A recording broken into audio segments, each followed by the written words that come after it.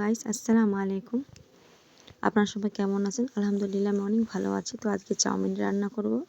তো এখানে একটা ভাজা মশলা করব। জয়িত্রী নিয়েছি, শুকনো লঙ্কা, গোলমরিচ, দুটো এলাচ, লবঙ্গ। এটাকে ভালো মতো ভেজে গুঁড়ো করে নিব। এখানে আমি চাউমিন নিয়েছি, একটু পাতলা ধরনের, আপনারা যেটা ভালো লাগবে সেটা নেবেন।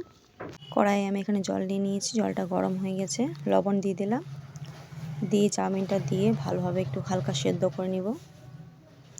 সেদ্ধ হয়ে গেছে, এবার ছাকনার মধ্যে জলটাকে ছড়িয়ে নিয়েছি, চাউমিনের একটু থালাতে ছড়িয়ে দিয়েছি।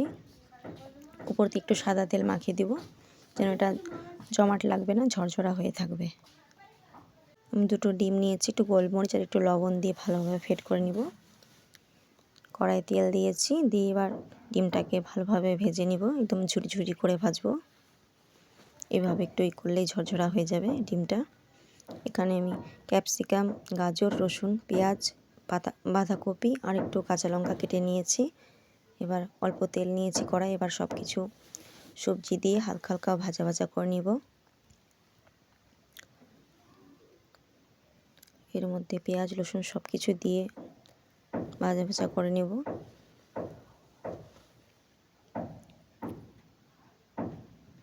বাঁধাকপি, গাজর সব একটু নরম নরম হয়ে গেছে। কাঁচা লঙ্কাও দিয়ে দিলাম আমি এখানে। এটা হালকা হালকা সেদ্ধ হয়ে গেছে।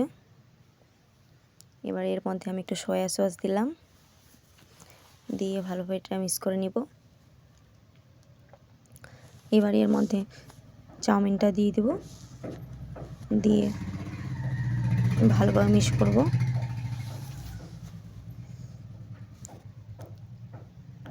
আমি একটু লবণ দিয়ে দিলাম,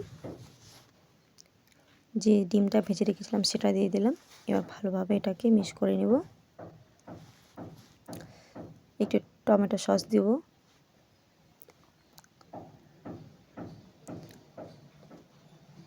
ভালোভাবে মিক্স করব।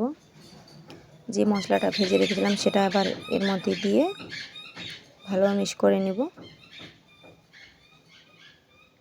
এটা আমার হয়ে আসলো।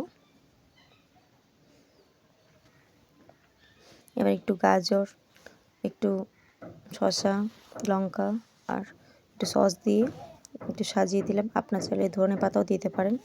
আপনারা অবশ্যই ট্রাই করবেন আর জানাবেন আপনাদের কিভাবে লেগেছে।